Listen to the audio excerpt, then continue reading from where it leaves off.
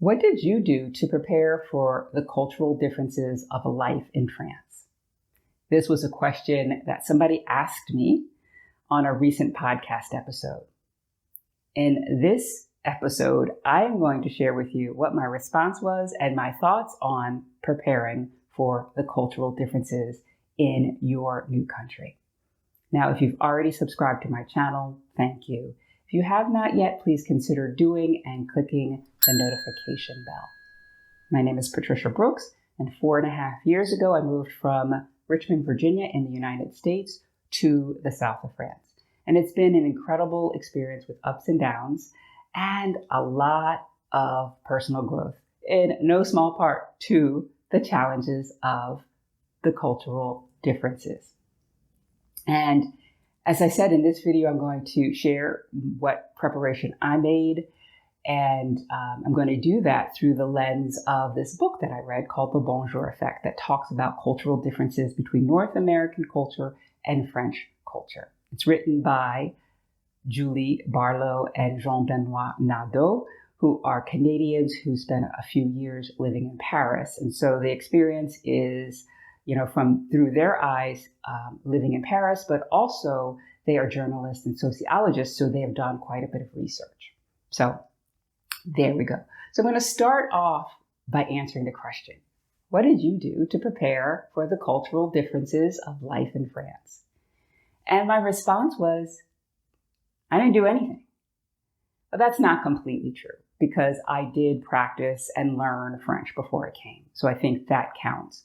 But beyond that, I didn't do a whole lot of research of the things I should or shouldn't do so that I could be accepted in French culture. It just wasn't something I was concerned with.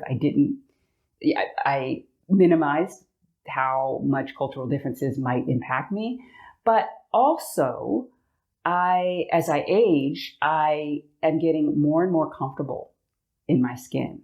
And because of that, if I am in a situation that is different or I'm doing something different from other people, which I find myself doing quite often, like moving to a foreign country, most people don't do that, I'm okay with that. I know I'm going to be an outlier or an outsider, right? And so that has helped me. In fact, in my second book, I wrote about dancing to the beat of my own drum. And it's a freeing experience to not feel like you have to conform. And so I think that the idea of getting it right and conforming so that I wouldn't stand out just didn't feel good to me. So that said, I practiced French and did little else in terms of preparing for the cultural differences. Now, should you? Yeah, you probably should do a little bit more than that. But I want to talk about 5 of the cultural differences that are spoken about in this book, The Bonjour Effect, and my experiences with those. The first one is privacy. One of the things that I did not know was that sharing your name or asking somebody what their name is a very personal thing here in France. So when I went to an outing for laughter yoga, I was really gung-ho on meeting people, making friends. And so I went in, saw a group of people standing together, said, "Hi, my name is Patricia," in French, and nobody responded. Now, I've talked about this in other videos, so I'm not going to harp on it, but not having anybody say anything back was a little bit disconcerting. Had I read this book before I moved, I would have avoided that. But I wouldn't have had this story to tell you. All right, so that's number one. Names can be very personal. There's also a joke that I heard that, you can be in a circle of friends here in France and nobody knows anybody's name because, they meet initially, they don't introduce themselves, and then they're hanging around and finally they're friends, but nobody has ever shared their name. So nobody knows anybody's name. It's a joke, not sure how true it is, but yeah, I think there might be some fire with that smoke. All right, so that's number one. Number 2 has to do with how or what we are afraid of. In the book, they talk about how North Americans, their biggest fear is not being liked, but that's not really so true of the French. According to them, their biggest fear is being wrong or being blamed. And they give an example of going into an administrative office. They have all their paperwork. They've got their checklist. And then the woman behind the counter says, "Oh, but you're missing this document." To which they replied, "It is not on the list." And they showed the list, and the woman looks at the list, looks up at them, and says, "But you should have known," right? Instead of saying, "Oh, you're right, it's not on the list, I need to correct that," or anything like that, it's deflecting anything that might be seen as being wrong or being blamed. I've never had that experience, but that was their experience. I will say that I have had an experience that made me think about what they had written in the book. I was fostering a cat. I thought maybe I would adopt this cat. And it didn't go well. The 3 or 4 days, the cat just cried and cried incessantly. It was just not a good situation. So I called the woman who was trying to find a home for the cat and said, "This isn't going to work out. You're going to have to come get this cat." And I was a little bit, irritated because I had my wits' end with this cat. So the next day she came over to get the cat. I had all the cat's effects. And when I opened the door, the first thing that she said to me was, "It's not my fault." Right? And I thought, that's a strange thing to say to me. And I said, "Oh, yeah, okay. It's fine. It didn't work out."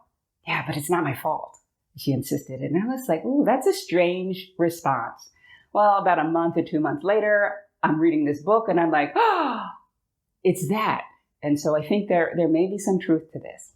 I don't know. Have you lived in France? Have you spent any amount of time in France? What are your thoughts on this idea? Comment below. Now, the third thing has to do with how French people have conversations. And they enjoy debates. They enjoy disagreements, and they are taught to be good at it. So they engage like that. But I am not good at debates. I'm not good at disagreements. I kind of like things to be even keeled. And so when in a conversation, I had a conversation with my friend Jordi one time, and I was really surprised. This was a couple years ago when I first met him, that he was felt like he was attacking me. But it wasn't an attack. It was just this debate sort of thing that French people do. And it's fine. If you know it, you can kind of say, okay, they're not attacking me. It's just what they do, and you can move on. Not a big deal.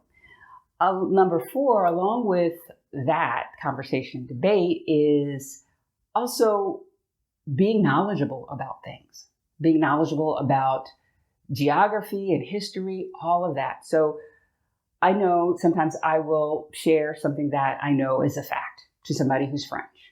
And it's a fact, right? They know it, I know it. And instead of saying, like, Americans might say, "Oh yeah, I agree with you," and maybe tack on one thing, additional, I will get a discourse about, "Oh, yes, and did you know this history about this thing, and on this about this thing, and this about this thing," is very, initially it was very unusual for me to experience that, because I'm just like, was what I said just not enough?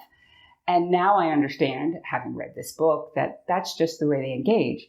And what I like about this is when I'm dating French men, we're going on hikes or we're doing something, cultural, they are often able to fill me in on all the details that I don't know, not having been raised in France. And so it's a rich experience.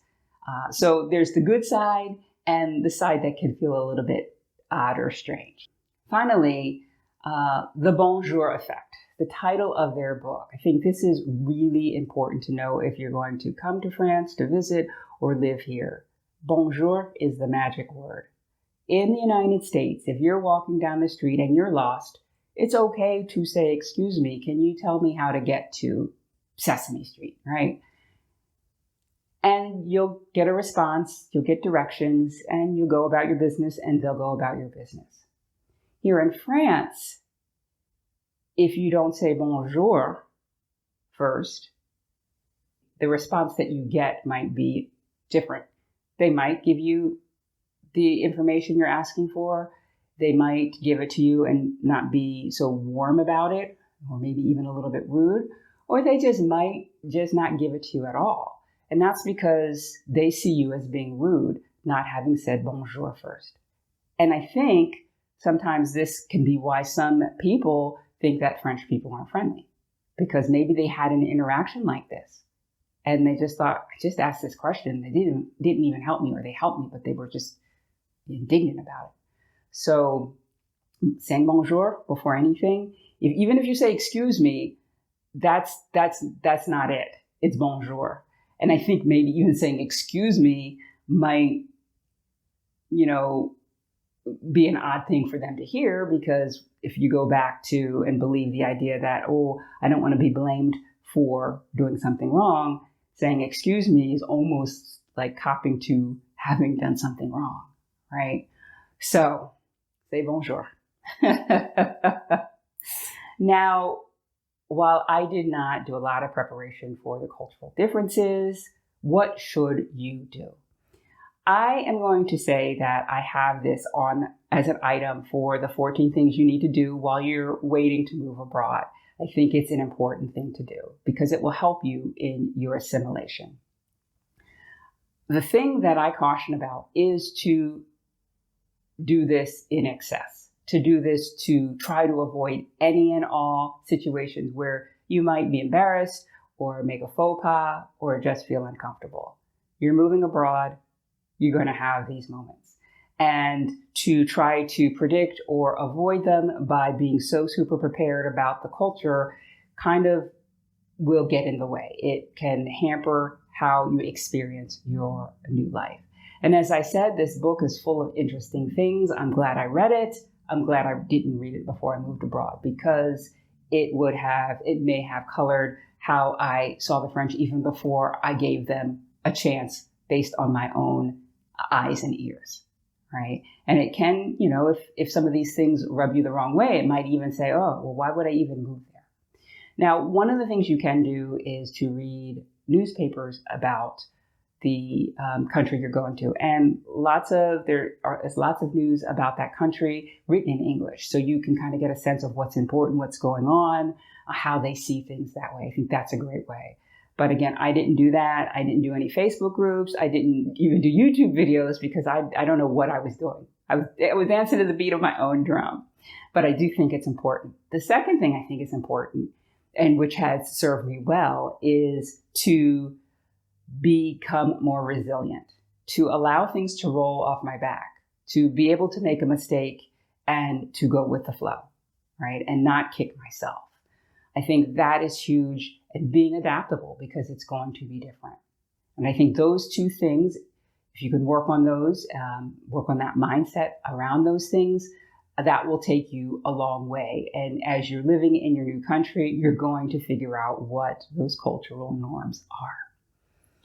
Now, if you are considering a move abroad, but aren't really sure where to start, or maybe you're a little bit concerned about settling in and making friends and building community, let's have a conversation, because I have a program that focuses on the mindset aspects, the planning aspects, and also the aspects of life once you're there. So it's inclusive from the beginning to once you're there.